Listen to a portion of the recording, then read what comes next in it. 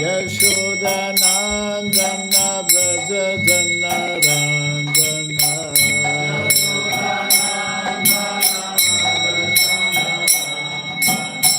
Jamuna Tira Vanachari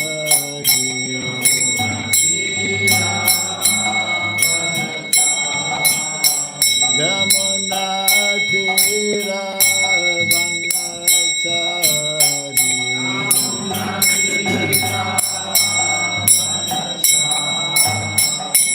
Jaya Radha Madhava Kunda Bihari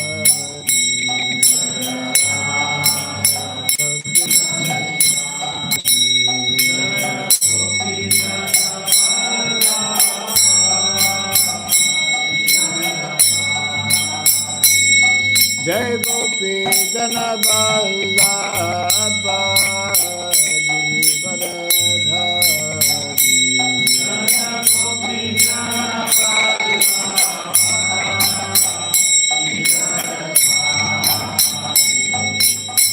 Yashodanandana Braja Janarandana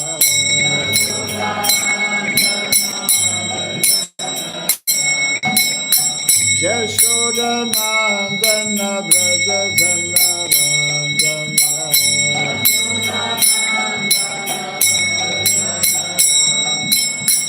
Jamuna Tira Vanachari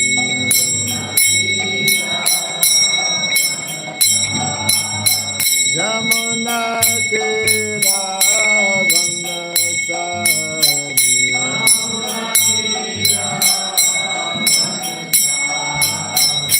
Jaya Radha Madhava Kunda Bihari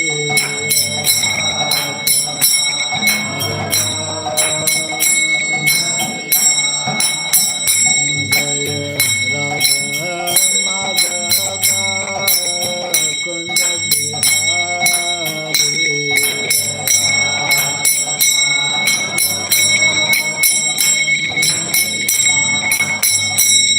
Jai Radha Madhava Radha Madhava Radhe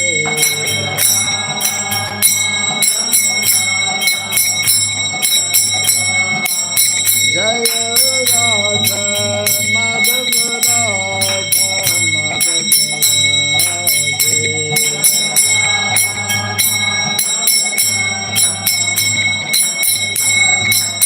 Jaya Prabhupada Jaya Prabhupada Prabhupada Jaya Prabhupada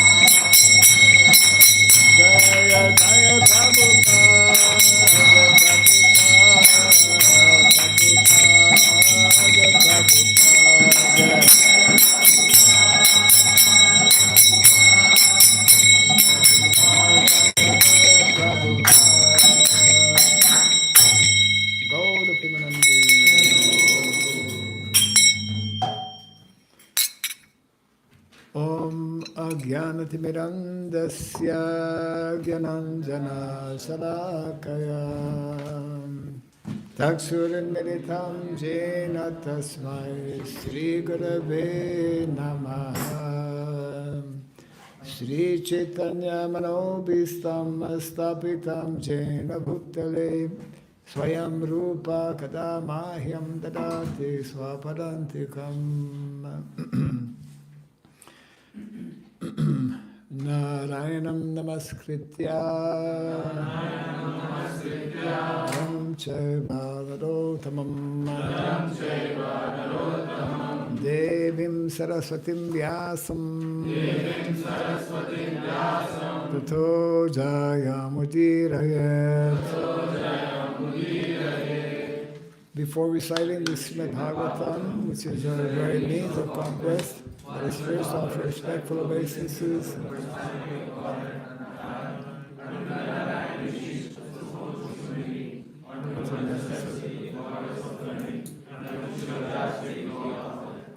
Nasta prayasya bhadreshu Bhagavati tamasloke bhakti bhavati naishtiki. By regularly hearing the Srimad Bhagavatam and by rendering the service unto the pure devotee, all that is troublesome in the heart becomes destroyed, plucked up at the mill.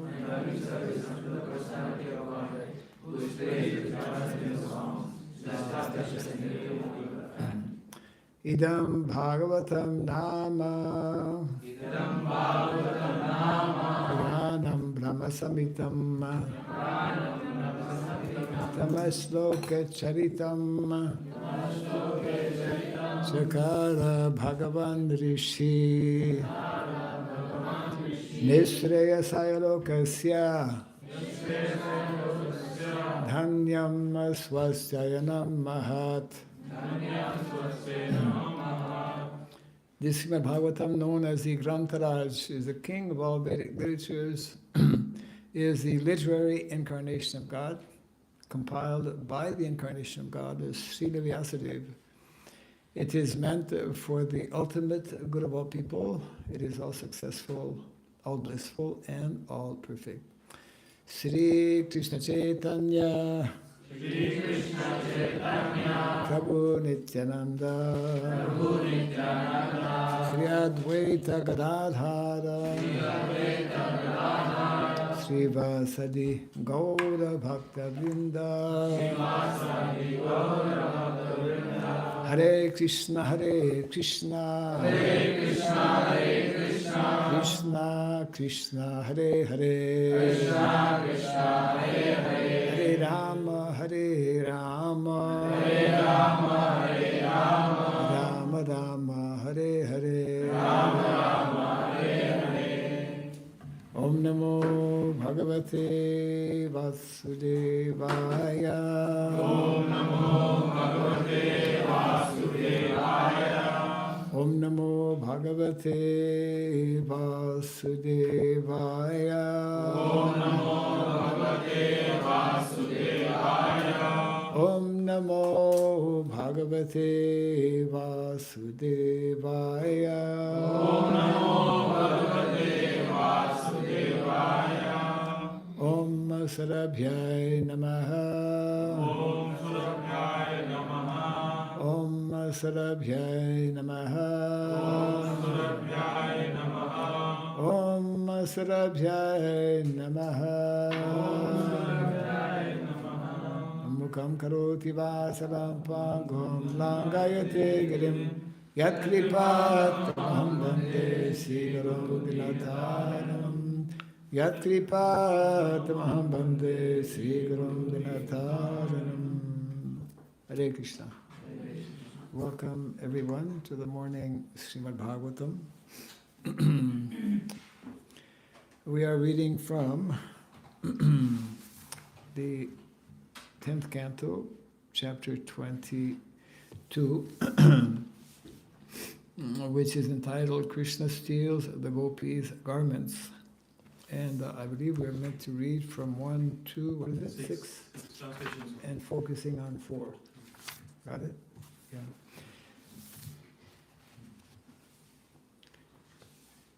So since 4 actually has a fairly long purport, I'll just read the English translation of text 1 to 6, and then we will come back and actually chant text number 4. So this is text number 1. Translation and purport by the followers of His Divine Grace, A.C. Bhaktivedanta Swami Srila Prabhupada Ki. Shukadeva Goswami said, during the first month of the winter season, the young unmarried girls of Gokula observed the vow of worshipping goddess Katyayani. For the entire month, they ate only unspiced khichdi. Yeah. Bland. Purport. The word Hemante refers to the month of Margashirsha, from approximately the middle of November to the middle of December, according to the Western calendar.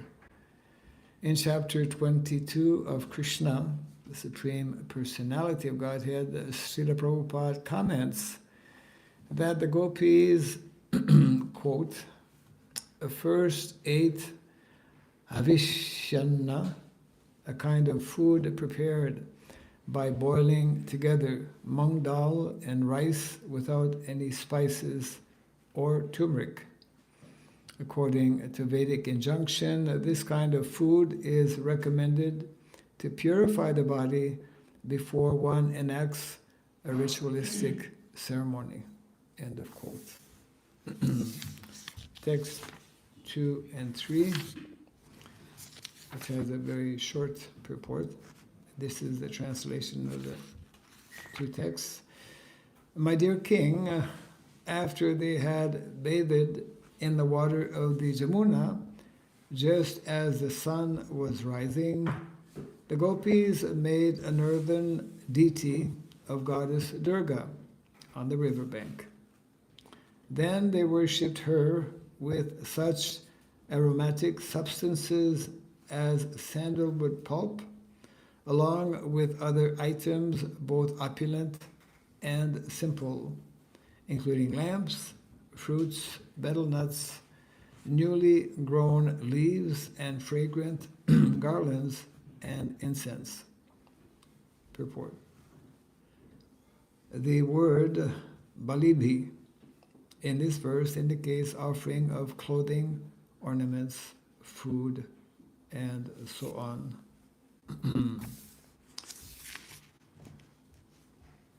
Actually, it's probably on the board, 4, right? Yeah, okay. So we will do as we normally do. Katyani Mahamaye Mahayogi Nyadhishwari Nanda Gopa Sutam Devi Patim Me Kurute Namaha Iti Mantram Japantyasta Pujam Chakru Kumarikaha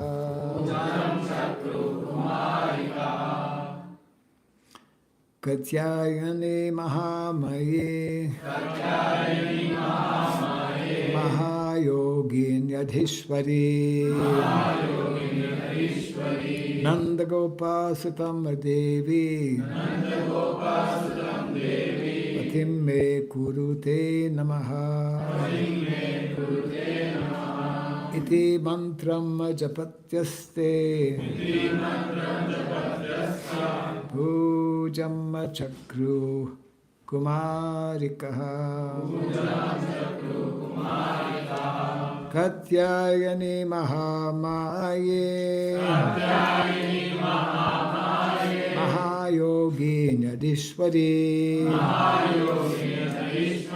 Nanda Gopa Sutam Devi Patim Me Kurute Namaha Iti Mantram Japantyasta Pujam Chakru Kumarikaha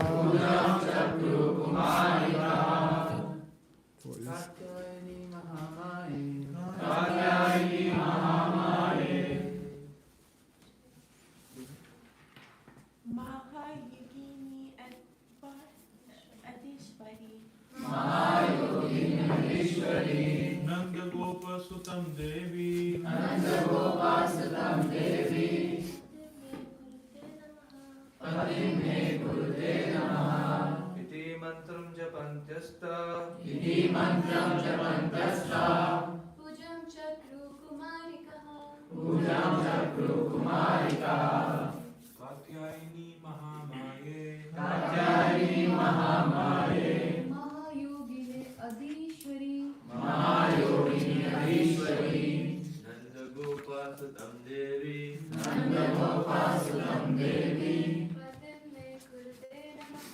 Padim me kurte namaha. Iti mantram japantasta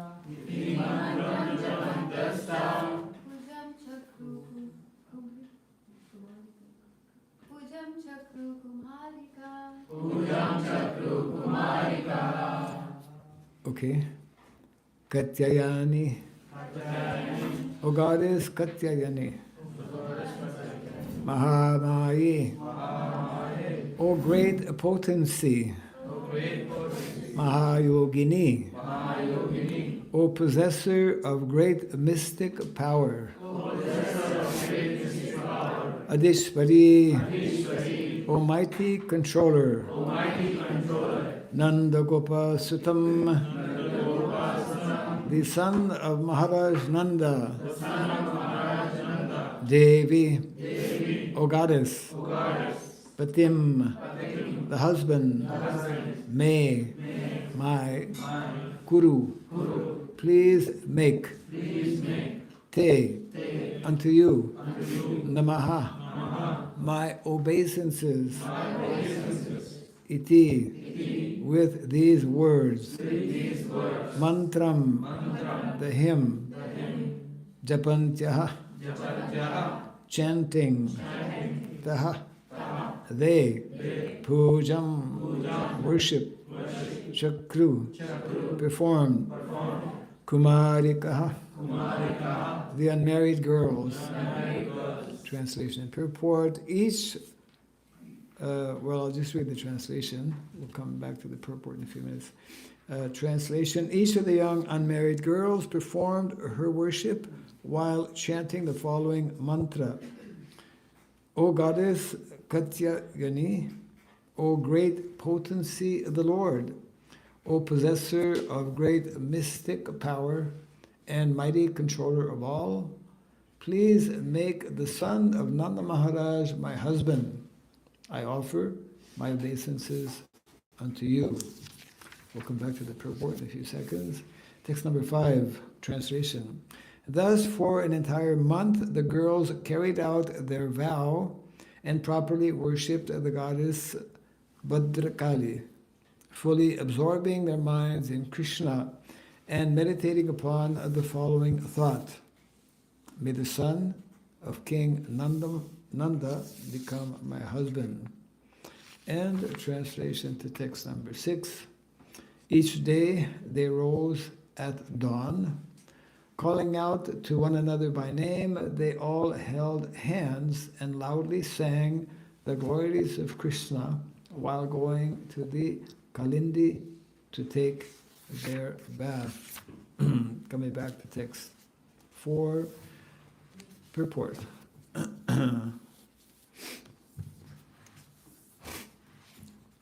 According to various acharyas, the goddess Durga mentioned in this verse is not the illusory energy of Krishna called Maya, but rather the internal potency of the Lord known as Yoga Maya.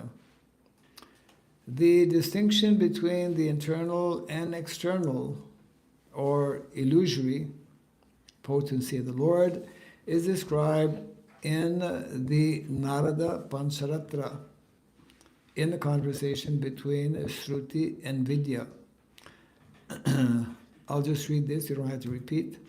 Jana cheka parakantam shaiva durga tadatmika ya para parama shaktir mahavishnu swarupini yasya vijnana matrena paramnam paramatmanaha muhurtad devadevasya praptir bhavati nanyatha ikeyam prema sarvasva swabhava gokuleshwari anaya sulabho Jneya Adidevo Kileshwaraha Asya Avarika Shaktir Mahamaya Kileshwari Yaya Mud Mugdam Jagat Sarvam Sarve Deha Bimani Naha. Translation to these verses as follows. The Lord's inferior potency, known as Durga, is dedicated to his loving service, means Krishna. Being the Lord's potency, this inferior energy is non-different from him. There is another superior potency whose form is on the same spiritual level as that of God himself. Simply by scientifically understanding the supreme potency, one can immediately achieve the supreme soul of all souls, who is the Lord of all lords. There is no other process to achieve him. That supreme potency of the Lord is known as Gokuleshwari, the goddess of Gokula. Her nature is to be completely absorbed in love of God, and through her one can easily obtain the primeval God, the Lord of all that be. This internal potency of the Lord has a covering potency known as Mahamaya, who rules the material world. In fact, she bewilders the entire universe, and thus everyone within the universe falsely identifies himself with the material body. End of quotation of the verses we just quoted. From the above, we can understand that the internal and external, or superior and inferior potencies of the Lord, the Supreme Lord, are personified as Yogamaya and Mahamaya, respectively. The name Durga is sometimes used to refer to the internal superior potency, as stated in the Pancharatra quote. In all mantras used to worship Krishna, the presiding deity is known as Durga, end of quote. Thus, in the transcendental sound vibrations glorifying and worshipping the absolute truth, Krishna, the presiding deity of the particular mantra or hymn, is called Durga. The name Durga therefore refers also to that personality who functions as the internal potency of the Lord, and who is thus on the platform of Shuddha Sattva, pure transcendental existence. This internal potency is understood to be Krishna's sister, known also as Ekanamsha or Subhadra. This is the Durga who was worshipped by the gopis in Vrindavan.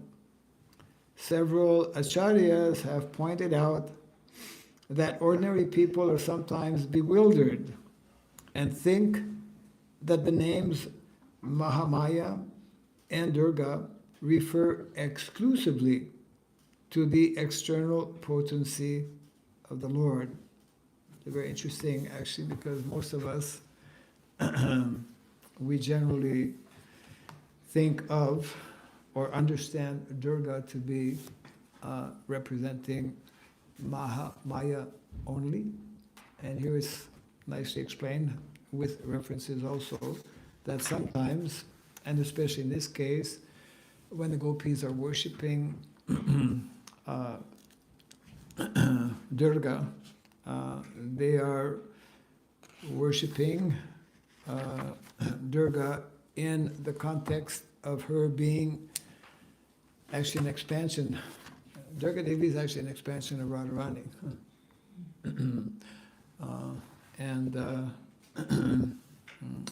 Of course, the rest of the purport here will also explain that even if one is worshipping Durga with another understanding, especially in the case of the gopis, it is also all right. But most of us, or most people, who worship, whether it is Durga or any demigod in the material world, generally people who, being devoid of proper knowledge, proper understanding, worship such demigods for material gains. Let's hear the conclusion, the last actually two paragraphs that will explain a little further here. Even if we accept hypothetically that the gopis were worshipping the external Maya, there is no fault on their part, since in their pastimes of loving Krishna, they were acting as ordinary members of society. Srila Prabhupada comments in this regard, quote, "The Vaishnavas generally do not worship any demigods. Srila Narottam Das Thakur has strictly forbidden all worship of the demigods for anyone who wants to advance in pure devotional service." Yet the gopis, who are beyond compare in their affection for Krishna, were seen to worship Durga. The worshippers of demigods also sometimes mention that the gopis also worship goddess Durga. But we must understand the purpose of the gopis. Generally, people worship goddess Durga for some material benediction. Here, the gopis could adopt any means to satisfy or serve Krishna.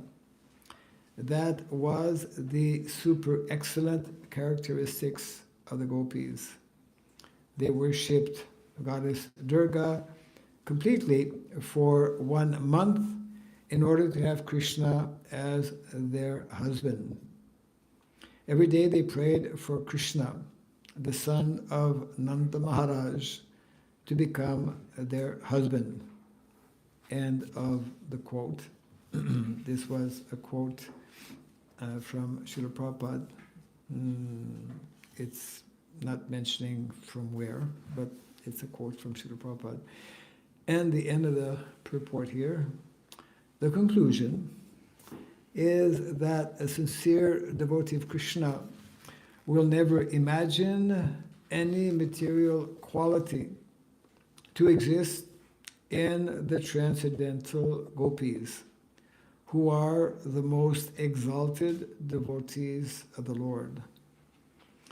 The only motivation in all their activities was simply to love and satisfy Krishna. And if we foolishly consider their activities to be mundane in any way, it will be impossible for us to understand Krishna consciousness. Yes. So, yeah, sometimes we see, as in this example, gopis of Vrindavan, engaged in seemingly mundane worship. And of course, as explained here, most people actually who do worship different demigods generally do so, I suppose mainly because they haven't read the Bhagavad Gita, because in the Bhagavad Gita Krishna explains, as we know, that only those with having less intelligence worship demigods, not knowing that there is a a reality much superior. And this is, of course, the whole topic of, which is described also in the Bhagavad Gita, what is called the Mohini Prakriti, isn't it? Mogasham Mogakarmano Moga Jnana Vichetasa Rakshasim Masurim Chaiva Mohinim Prakritim Sritaha. So the Mohini Prakriti is described as the external energy. Basically, these are the two energies that we have to deal with, or that we can deal with in the material world. There is this external Mohini Prakriti, and there is, of course, also the internal energy of the Lord, and that's mentioned in the same chapter also. Those who are fortunate to come in contact with the knowledge of the Bhagavad Gita, they come to know about this internal energy. They are referred to as, all of you sitting here, as Mahatmas. Mahatmanastamam partam daivim prakriti asritaha.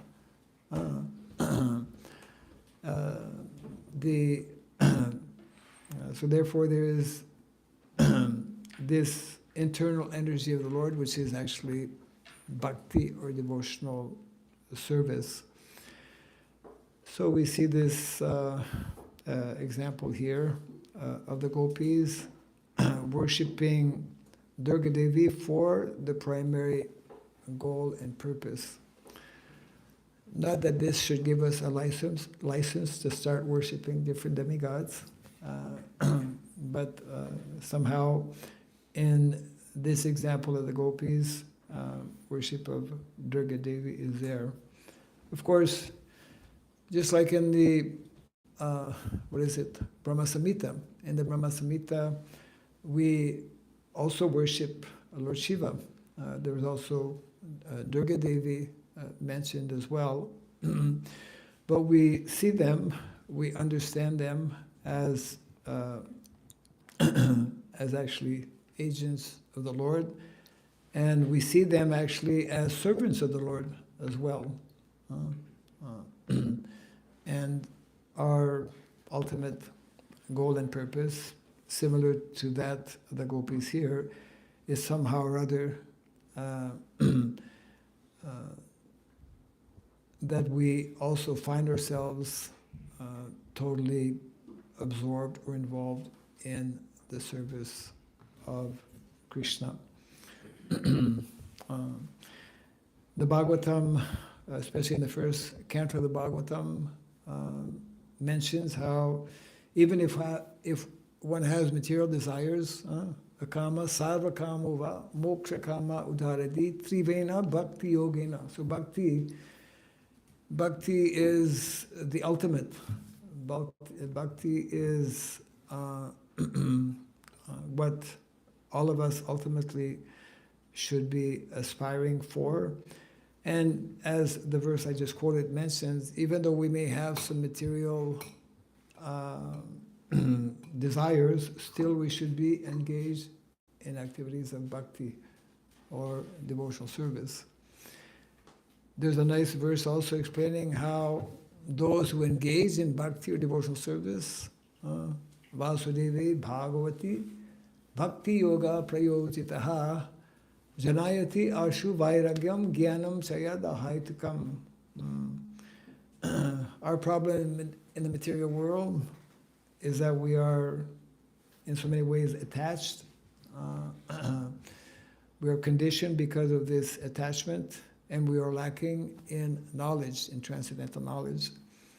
The process of bhakti is such that easily, automatically, ahaituki, causeless jnanam, causeless knowledge and causeless detachment will follow when we engage in activities of devotional service.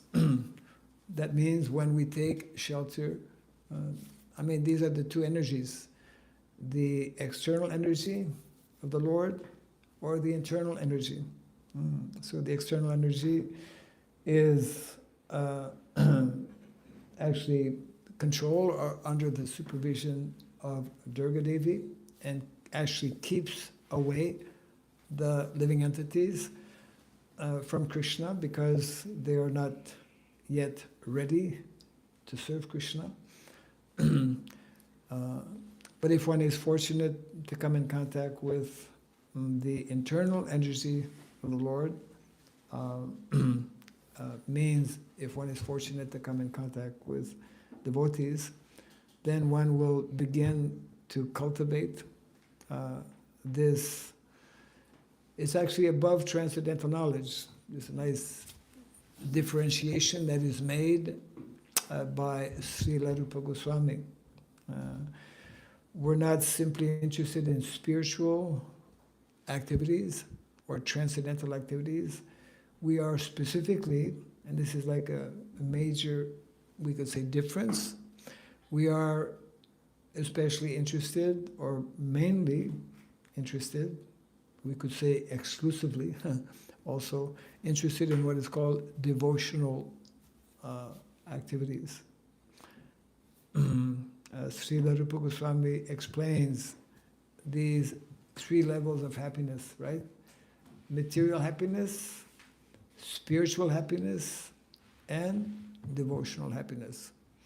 And that devotional happiness brings one to what is meant to be the perfection of all levels of happiness that we know, of course, as prema, Krishna prema, which is only possible through the process of seva. Just like those of us, all of us, who are meant to be followers of Lord Chaitanya especially, is his lila or his pastime is to especially demonstrate personally, as he did, this prem ananda, isn't it? We say Gaura Premanandi. Premananda, which Prabhupada nicely explains, is only possible through seva. And then we also get, or experience, we are meant to experience what is called Sevananda. Sevananda is the same as Premananda. Means if we want to get Krishna, if we want to experience prema, pure love of Krishna, that is meant to be done or can only be done through the process of seva, you see. So seva is very different from puja.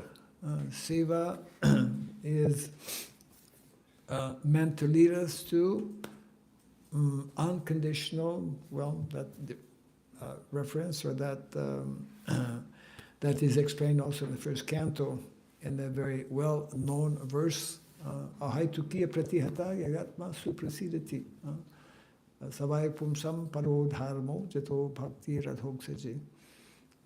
So Bhagavatam is focused especially on this save ananda.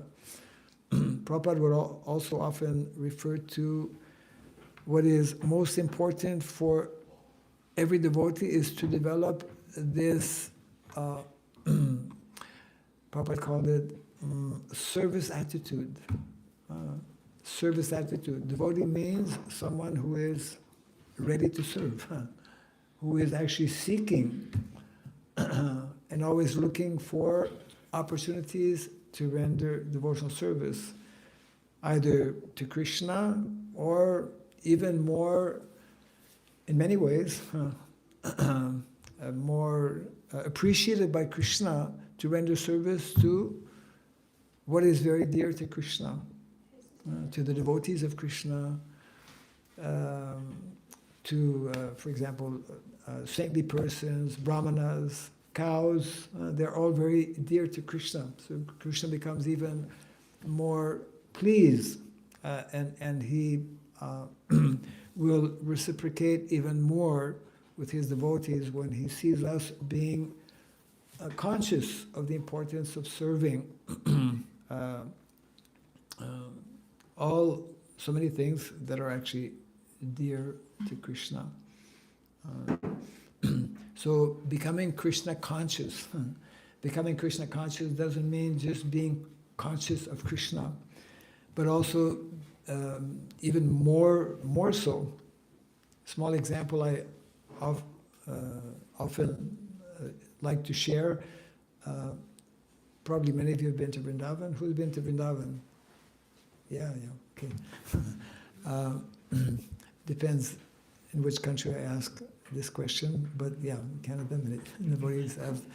So in Vrindavan, since this is a text describing some Leela in Vrindavan, the Brajavasis, they have a particular mindset, naturally. Their mindset is connected very much with this whole idea of seva. So there is a whole system of madhukari, right? Did anyone ever perform madhukari? Okay, you're missing out. So every day, sadhus in Vrindavan, they go from door to door. Maybe they have like a particular area. They go maybe 3, 4, or 5 doors, whatever. And the Brajavasis know that some sadhu is going to come, and therefore they prepare ruti, right? Chapati. And they give to the sadhus. But when they prepare their chapati or roti, the first roti they actually don't offer to Krishna. They keep it aside. You know for who? Cows. For the cows, yes. And then they prepare the second one and they leave it aside also for the sadhu who's going to come at the door. He's not going to knock, he's just going to be there, he's very humble. So the first chapati is for the cows, the second is for actually the brahmanas or the sadhu. And the third chapati goes to Krishna. So that's, that's the kind of mood and mentality that the residents of Vrindavan have, which of course we cannot imitate, but we should learn from that, mood and mentality. So we become protected. We can only actually be protected when we take shelter of this internal energy of Krishna, which is that of bhakti or devotional service. So that is why whenever we chant the holy name, whenever we hear Srimad Bhagavatam class, whenever we associate with devotees, and whenever we take prasadam, which is just around the corner, then we are connected with Krishna. We are connected with Krishna's internal energy. And the whole Vedic culture is meant to actually facilitate our being naturally and constantly always in connection with that internal energy and in connection with what is very dear to Krishna. That's why Vedic culture is agrarian culture. I was briefly mentioning that at the Sunday feast, which is not easy for most people, most common people, and even for most devotees to connect or to associate, because most of us are not keeping cows these days. But when we keep cows, when we serve cows, and when we serve Mother Nature, means because land is also very dear to Krishna. These are the 3 mothers that we are meant to honor and to worship. Mother Cow, Mother Nature, and the third mother, Mother Saraswati.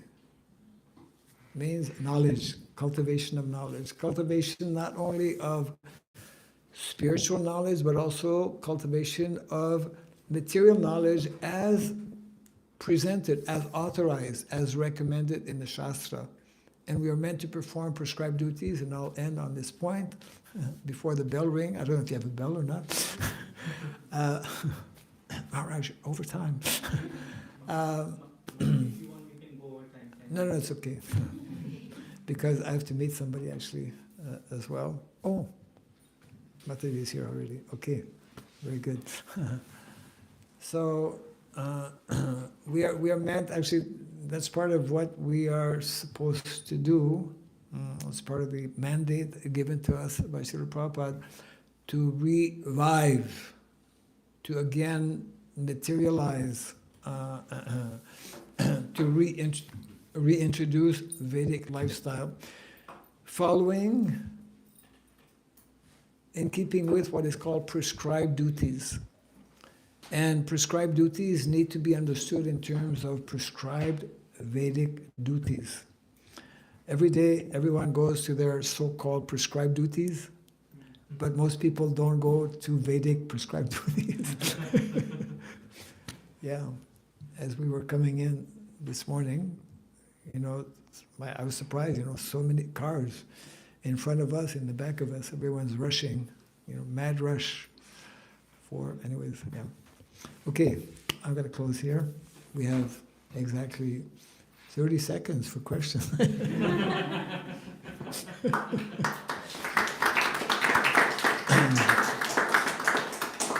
I finished on time. Any quick question or comment? So my question is, I just want to clarify. Yes. Based on Vedic, they say we should not worship demigods. Because, let's say, for me, it's surprising when people say they worship Ma Kali to gain material. Because how I worship her, she gives me power to go through my dark sides, my demons, to heal. And then, but I just think she's also a devotee of Lord. So Yes. I believe like each demigod is just here to help us with their power, but also under Krishna consciousness, if that makes sense. Yes. So we honor demigods, but we avoid, as most people, which was mentioned also in the purport, we avoid, see, most people who worship demigods generally, and maybe you're an exception, they worship demigods for some material gain. But the more we learn about Bhakti, then we're not at all concerned about material gain, you see? Because we know that whatever is meant to come or not to come because of our karma and whatnot, it will automatically. We are primarily focused on worshipping Krishna, serving Krishna, and therefore we avoid worship of demigods for such kind of, let's say, material purpose or gain. Otherwise, as here it is mentioned, the gopis in Vrindavan, they worshipped, they understood Durga Devi to be actually directly representing the internal potency of the Lord as well. Yeah. Okay. Thank you. Yes. Thank you for the great class, Maharaj. Maharaj, you mentioned that Premananda and Sevananda is only got by doing seva. Premananda, Sivananda is only Only we get it by doing seva. by doing seva, yes. And it's different from puja. And it's different from puja. Yeah. Can you help us can you help me understand this difference between seva and puja? So we should stop doing Tulsi Puja. Go Puja, Tulsi Puja. Generally people do puja for some material gain and purpose. So it's the mentality in which we do things. We do puja, but there is a difference between puja and seva. But it will depend on the mentality in which we are doing it. So we're not putting an end to pujas here. So puja you describe here as ritualistic worship of Well, it depends on the mentality in which we are doing it, isn't it? I mean, the very first line of Tulsi Puja is, is asking to be engaged in serving Krishna. Yeah. Yes. Along the same line, Maharaj, I had the question that, you said that devotee is the one who has service attitude. So how can you cultivate that service attitude? How to cultivate service attitude? By serving. Well, the more we associate with people who are serving, it will rub off, so to speak. I mean, association is nicely described in the 22nd chapter of the Chaitanya Charitamrita, Madhya Lila. which is entitled actually Pure Devotional Service, through Sadhu Sangha. Krishna Bhakti Janmamol Hoy Sadhu Sangha. Through association of devotees, the natural quality, the natural ability, the natural tendency of seva, service, will begin to awaken. Yeah. There are many ways as well, but that's one of the more powerful ways. Yeah. So would you say that seva is with no expectation, just living your life in all encounterments as though everything, every encounter, every person, every animal, every situation is Krishna? Everything is Krishna, but specifically your question is? Would you say that serving everything around you, Serving everything around us. yeah, like living your life as if you were doing puja, but not in puja, but just treating people, or the way you eat your food, or the way you appreciate when you wake up in the morning light. Yes, yes, yes. Would you say that's seva? Yes, yes. I mean, ultimately, one who is, the more we become purified in consciousness, we see everything, and we see the connection with Krishna, and we, it's as we develop this consciousness, then we see, for example, in the sunrise.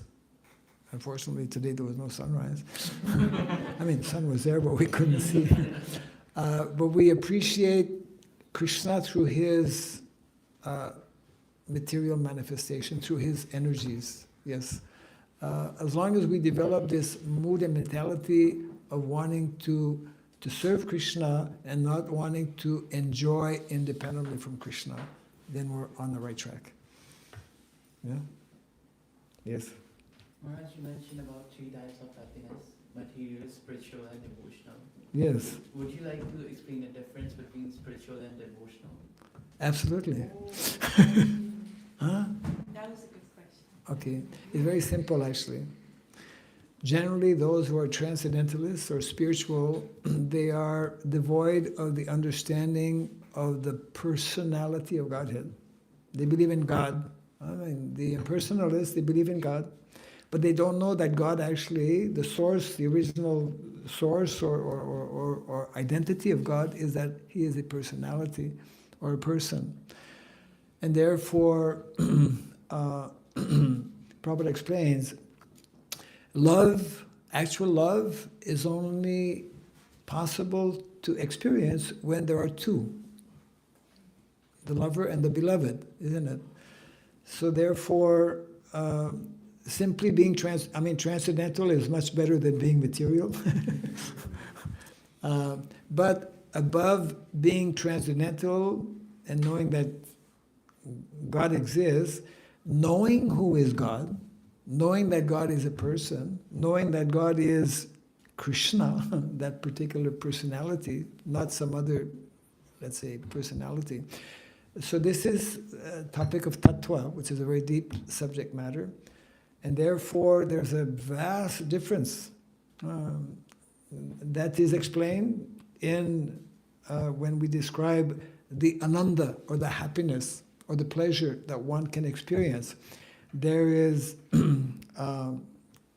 that's explained in the Bhagavatam, the difference between, impersonal ananda, what do we call impersonal ananda?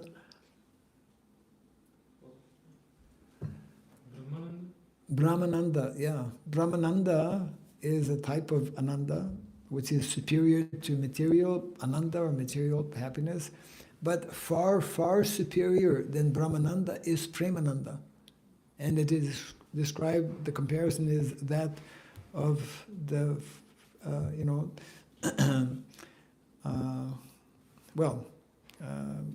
Brahmananda is very insignificant when we begin to understand and to experience what is called Premananda. That's the difference between impersonalism and personalism, basically. Yeah. Yeah. Okay? One last question or comment. Maharaj, thank you for giving this class. So you ended by saying that the mandate given to us is to revive or reintroduce the Vedic lifestyle through our prescribed duties. Uh-huh. So I was wondering, what would you say are maybe like the top few ways that are either realistic or the most important things that we can reintroduce or that we should be working towards? What are the most important aspects in terms to revive or reintroduce this Vedic lifestyle? Yeah, Is it? that's the question. Yes. Of course, the essence of Vedic lifestyle is devotion to Krishna, isn't it? But what will more easily facilitate that devotion to Krishna is, and we're very far away from this, of course we can take, as they say, baby steps towards that, but ultimately we should know where we're going or where we should need to go. And where we need to go, you know, Prabhupada spoke about modern day civilization as being, what's the word Prabhupada used? Heavy word. Modern civilization is a doomed civilization. That's pretty heavy. Won't last. So we can take steps by, see, I don't know if I mentioned the 3 gifts of nature. I mentioned that, right? Maybe on Sunday? Yeah, Sunday you mentioned. I mentioned that. Who was there on Sunday? Okay, who knows about the 3 gifts of nature? Because that's where we need to start meditating how to manifest these 3 gifts of nature. One of them we're doing now in terms of cultivating knowledge. That's one of the 3 gifts of nature. The other 2 are connected with cows and nature. Cows and land. So we can just like, well, are these real plants? Some are, some are not. They're real? No. Yeah. So you have to become real.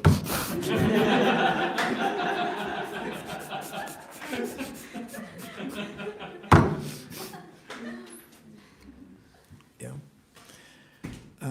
All of us, we can, we have to reconnect with what is very, very dear to Krishna. Bhakti, of course, I mean, so even in a temple, even in your home, wherever you are, you can I mean, it may seem like not so important, but actually it is very important to reconnect with nature. You can start growing some plants. Krishna explains, our acharyas explain that when we offer something that we grow ourselves to Krishna, the value is 100 times more. If we want to advance more quickly, then we will connect with what is very dear to Krishna, isn't it? I mean, you can read 1:9:26. Make a note of it. 1:9:26. You can also read 10:11:37. 10:11:37. You get some idea of what Prabhupada is, you know, emphasizing how important it is to reconnect with what Krishna is giving us in terms of the process and the method. So, very nice statement that Prabhupada makes also, and I think this will be the last sentence before going for prasadam. In the small text, and I want to highly recommend this small essay written by Srila Prabhupada called Gita Nagari. I think I mentioned it also. Gita Nagari, Prabhupada makes the following very powerful statement. Very easy to understand, but very powerful. If we want to reestablish, and we do, universal brotherhood in the world, you know, peace in the world, then there are 3 things we need to deeply understand and share with others because they will more easily be able to accept it. One is the fatherhood of Godhead. God is our Father. God is everyone's Father. Understanding the fatherhood of Godhead. Prabhupada then mentions, secondly, to understand the motherhood of nature. Mother Nature. She's our mother. She provides all of our needs. And number 3, which is very nice, the childhood of all living entities. Not only human beings, but trees, animals, insects, etc., etc. We're all living entities. We're all children of God. When I joined, there were Children of God movement going on. You probably, I don't know, I don't hear about them anymore. But we're all children of God. We're all dependent on, we're all dependent on our Father, Krishna. We're all dependent on nature as well. And we need to learn how to properly utilize those two. And where's my card?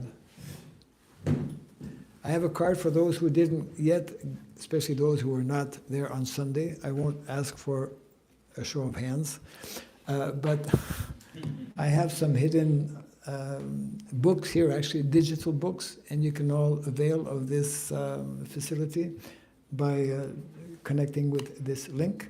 And there's quite a few books, and we have a website that explain more things about what we're trying to do to help Prabhupada in his preaching mission.